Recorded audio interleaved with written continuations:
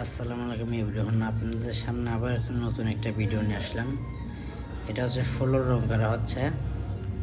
Floor রং করলে অনেক সুন্দর দেখা যায়, অনেক মলিন হয়, হাঁটা চলা অনেক ভালো হয়। বাবু আছে এটা আলহামদুলিল্লাহ। কি পোলা পোলা পুরা সারা ভালো পুরা ভালো।